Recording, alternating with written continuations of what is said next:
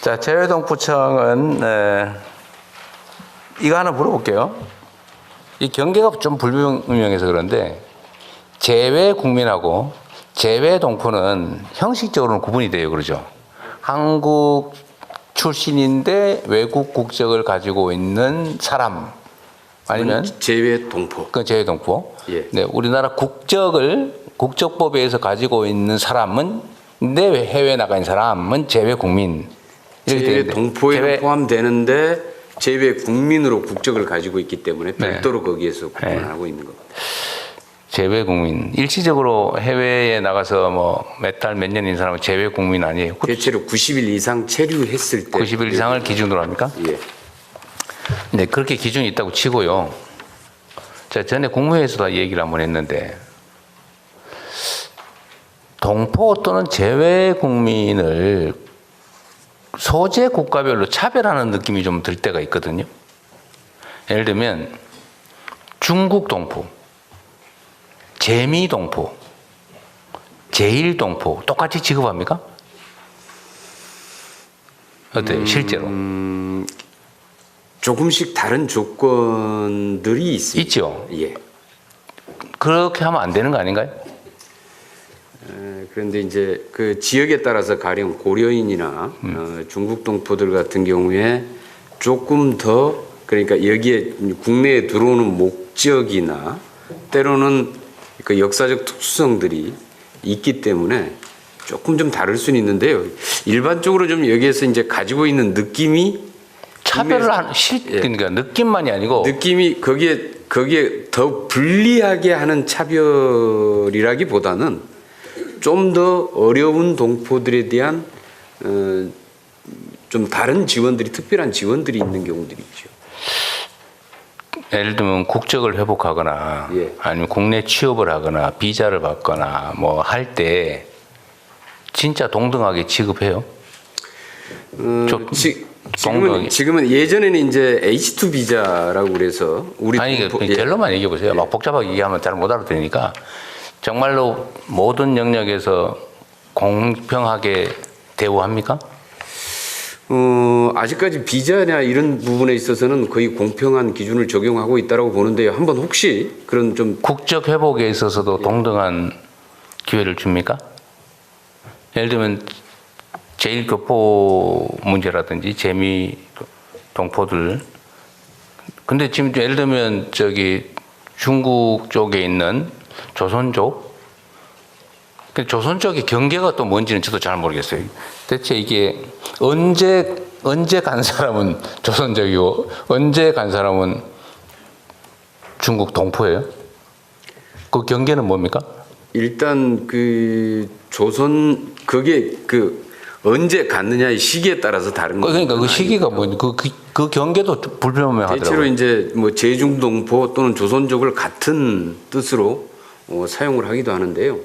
근데 예를 들면 일제시대 때 간 사람이 많잖아요. 물론 일제시대 이전에 간 사람도 많죠. 예. 일제시대 때 간 사람. 그런데 그 중에서 조선 호적을, 그러니까 한국 호적을 가지고 있는 사람들이 있죠. 그렇습니다. 아니면 아버지, 예. 할아버지가 조선 호적을 가지고 있는 사람. 한국 국적을 과거에 가지고 있거나 사람의 자녀들. 예. 그 사람들은 한국 사람이에요? 재외 동포예요? 재외 국민이에요? 그런데 그런 경우에는 대체로 이 조선족 같은 경우에는 중국 국적으로 다 지금 국적을 가지고 있는 상태들이 국적을 많습니다. 가지고 있지만 그런데 거기에는 재외 그냥 동포로 치고요. 근데 미국 같은 경우 미국에 있는 사람들은 좀 다르게 우리가 취급하고 있지 않냐 그 말이에요. 그건 우리는 보통 그런 경우는 미국 같은 경우 이중 국적이라고 표현하지 않아요? 아버지가 한국 사람이면 자식도 한국 사람인 게 우리 법이잖아요. 예, 그렇습니다. 그럼 할아버지가 한국 사람이면 손자도 한국 사람 맞죠? 그런데 한국 국적을 등록은 안 했더라도 한국 사람인 건 맞잖아요. 그런 경우에는 국적을 회복할 수 있죠. 그럴 때 재미 동포와 재중 동포를 동등하게 취급하고 있느냐라고 하는 게 제 질문이에요. 그 구체적인 조건까지는 좀 더 확인해봐야. 네, 좀 알아보세요. 내가 보기에는 차별이 있어요. 제도 말씀하십시오. 법무부 예, 편하게 아무나 말씀하세요. 예, 재해동부청 정책국장 이기성 말씀드리겠습니다. 네. 지금 대통령님께서 질문하신 내용과 관련해서는 조선족, 고려인에 대해서는 약간 재미동포, 제일동포와 다른 우리가 비자 정책이라든지 국적 정책을 좀 취하고 있습니다.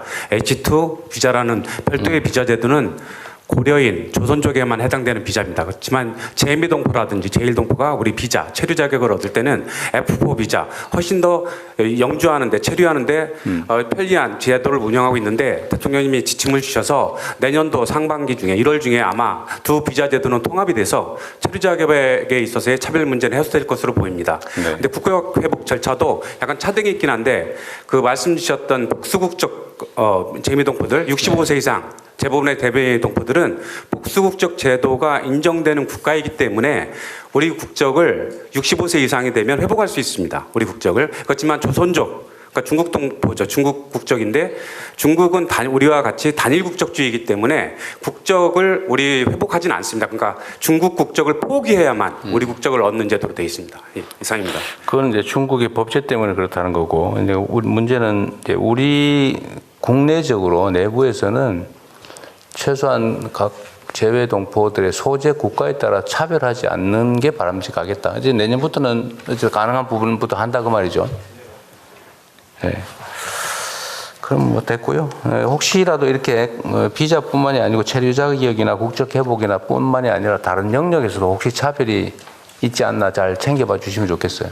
네, 차별 없는 포용적 동포 정책으로. 네. 말씀은 잘하시는데. 실제로도 그렇게 가도록 노력하겠습니다. 그러세요. 예. 좀 적극적으로 좀 찾아보세요. 억울하지 않게. 얼마나 서럽겠어요. 그죠? 내가 가난한 나라, 힘없는 나라에 사니까 나까지 무시당한다. 그런 생각이 들 수도 있잖아요.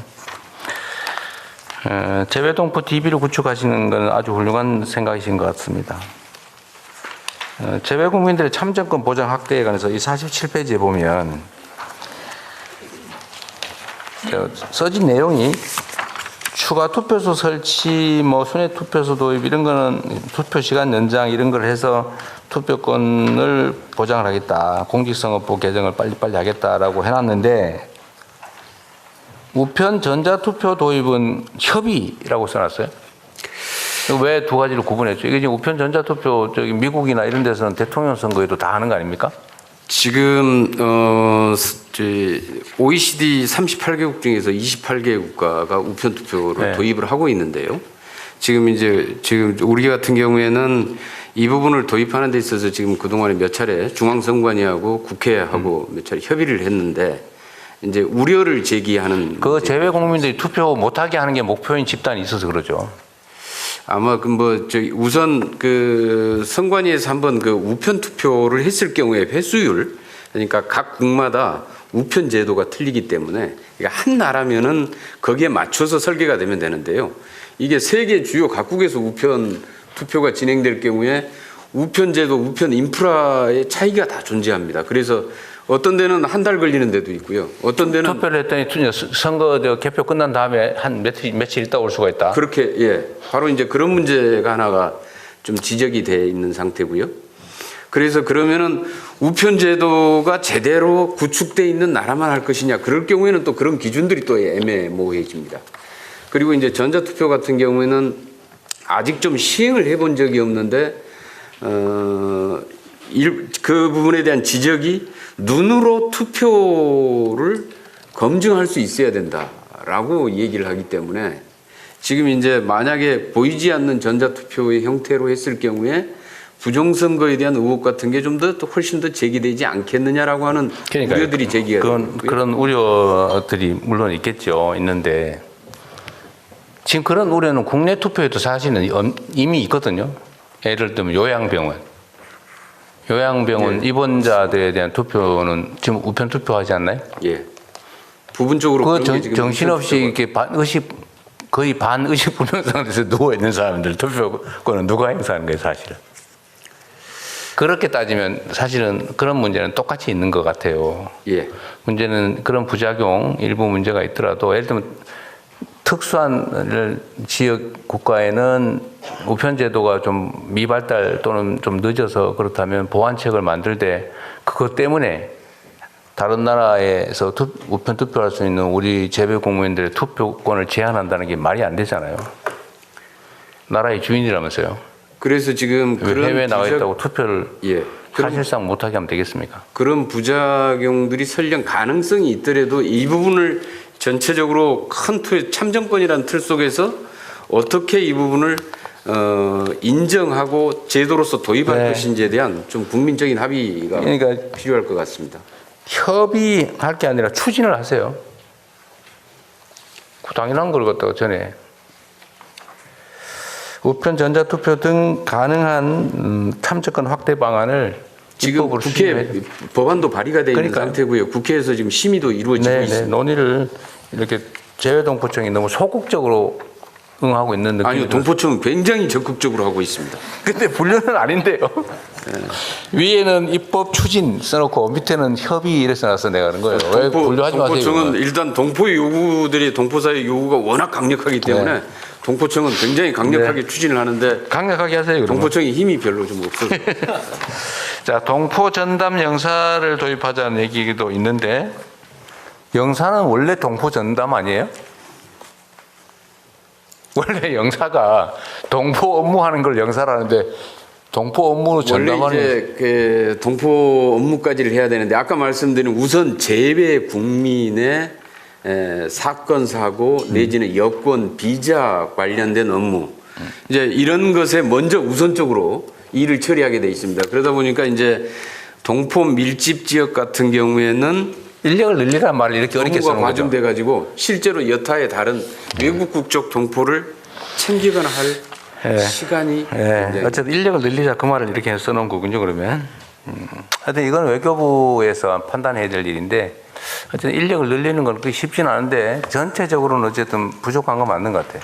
네, 그렇습니다. 그런데 이제 쉽게 얘기하면 재외동포청이 주재관을 좀 보냈으면 하는 것입니다. 저희들은 이미 외교부 소속 영사들이 아니, 원래 그 업무를 하고 있는데 무슨 그렇습니다. 그래서 그걸 현명하게 아, 네, 외교부로 받아서 보내는 방안을 검토하겠습니다. 네. 재외동포청이 꾀를 내신 것 같은데 잘 안 넘어가는 것 같네요. 재외동포청 소속의 영사를 보내자는 취지로 보인다. 네, 그렇습니다. 그런데 그 외교부 산하청이기 때문에 네, 다른 네. 주재관이 아니고 외교부로 받아가지고 저희가 네. 보내겠다. 그렇게 그런 방향으로 네. 하겠습니다. 어쨌든 재외동포청은 새로 생긴 기관이기도 한데 재외국민 숫자가 240만 명이라면서요. 네, 247만. 그러니까요. 그게 그 엄청난 수의 대한민국 국내로 따지면은 한 개 큰 도 규모의 국민들이 해외에 있는데 이분들한테 투표하면 20만 명밖에 투표 안 하고 그러죠. 10분의 1도 안 하죠. 예. 그 말이 안 되지 않습니까? 그것도 실제로 그 사람들이 게을러서 안 하는 게 아니고 비행기 타고 무슨 뭐 6시간 가서 투표를 했니 무슨 차 타고 1박 2일로 가서 투표를 했니 그러고 있잖아요. 실제로 그런 경우 그러지 않게 해야죠. 어쨌든 그건 국가의 책임이라고 생각이 됩니다.